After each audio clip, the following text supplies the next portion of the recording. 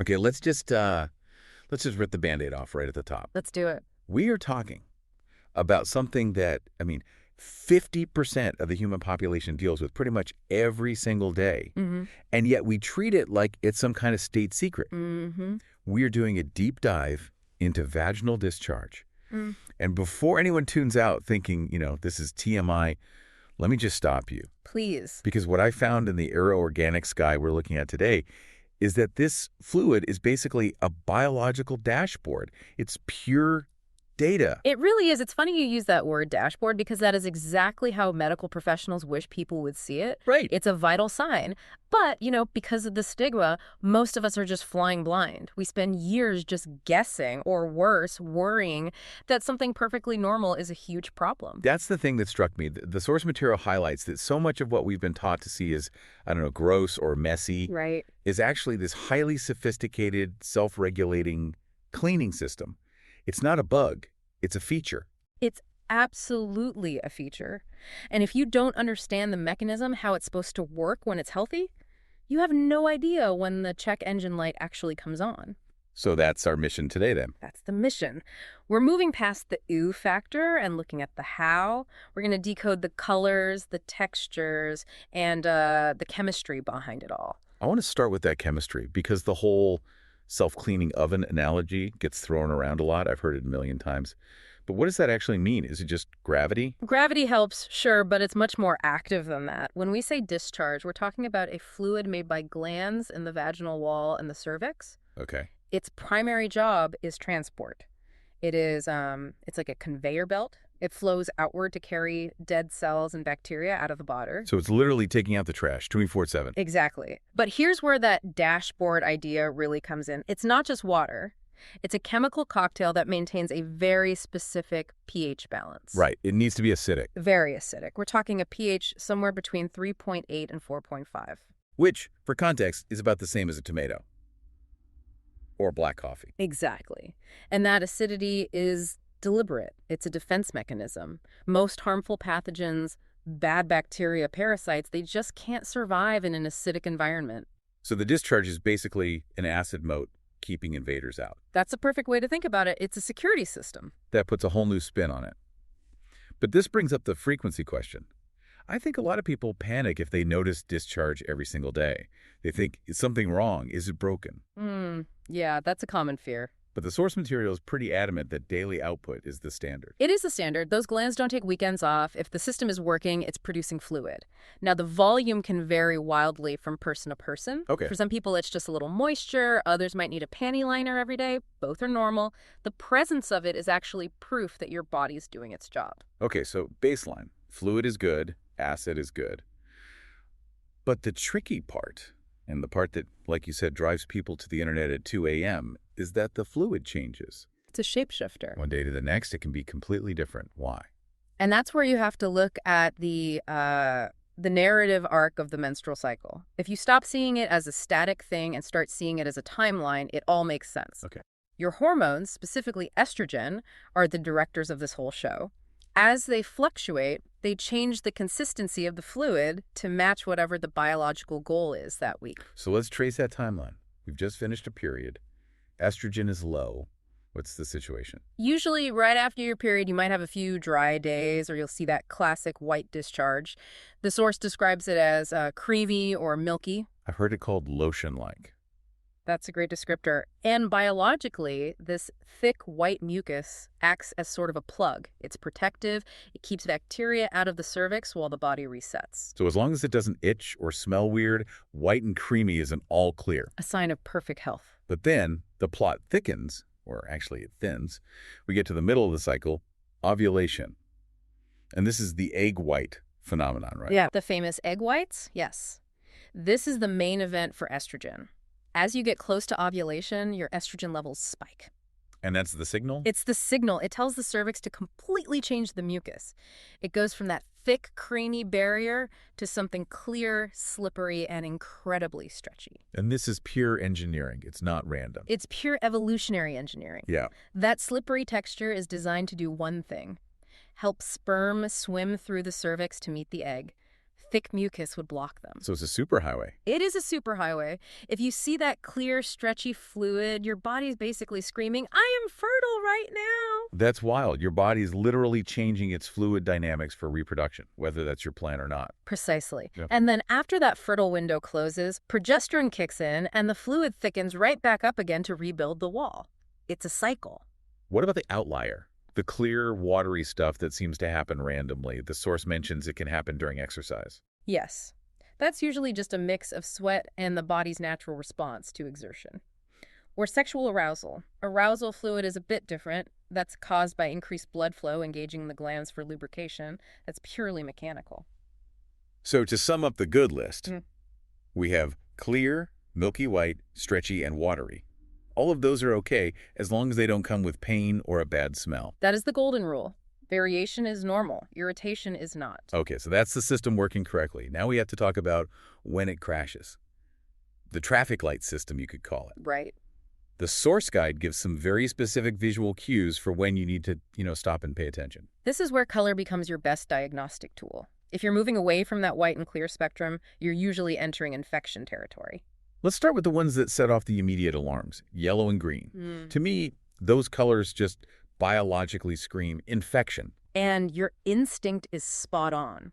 If you're seeing yellow or green discharge, it is almost never normal. It's a sign of an immune response. Your white blood cells are fighting something. And it usually points to either bacterial vaginosis or BV or an STI like trichomoniasis. Exact. And Critch has a very specific texture profile too, right? Right. The source used the word frothy. Yes, frothy or foamy, and it's usually paired with a foul, fishy odor. If you see bubbles, that's a parasite.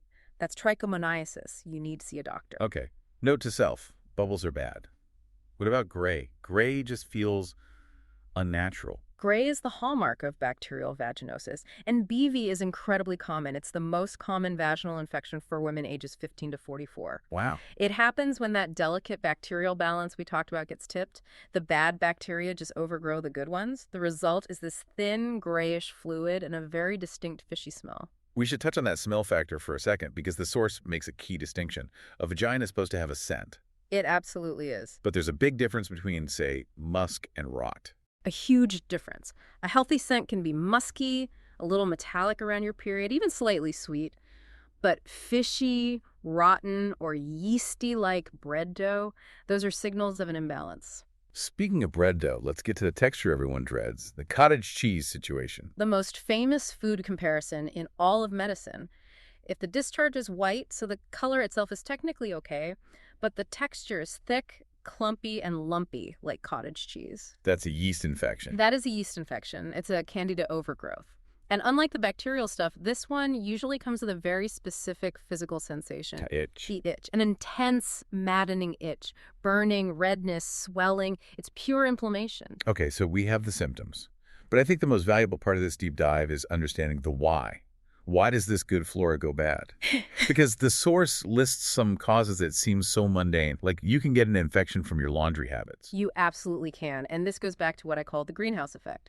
Yeast and bacteria love three things: warmth, moisture, and darkness. So basically, skinny jeans and synthetic leggings are the enemy. They can be. If you're wearing tight, non-breathable fabrics like spandex, you're trapping sweat and heat right against the skin. You're creating a little tropical jungle where yeast can thrive. The gym clothes need to come off immediately after a workout. Immediately. Don't sit in your damp yoga pants through brunch. Please. Then there's the chemical warfare side of things. Antibiotics. It's the classic irony. You take medicine to get better, and you end up with a different problem. It's the scorched earth problem. Antibiotics are designed to kill bacteria, but they aren't smart enough to distinguish between the strep in your throat and the good lactobacillus in your vagina. So they just nuke everything. They nuke everything, and without the good bacteria to police the area, the yeast, which isn't a bacterium, sees an opening and just takes over. That makes so much sense. You wipe out the police force, and the looters move in. Perfect analogy. And it's not just medication. We do this to ourselves with hygiene products, too. Scented soaps, wipes, harsh detergents. This is the part that makes me so angry. Marketing tells us we need to smell like a tropical breeze or a field of lavender. But the source says those products are basically poison for your pH. They're irritants. The chemicals that create those artificial scents can strip the mucosal lining and alter the pH. And when you alter the pH, you drop that acid shield we talked about, and bacteria can move right in. So in trying to be clean, we're actually inviting infection. 100%. The vagina cleans itself. The vulva, the outside part, just needs mild soap and water. The inside needs to be left alone. Which brings us to the D word, douching. The single worst thing you can do. The source was very, very emphatic about this. Douching is out.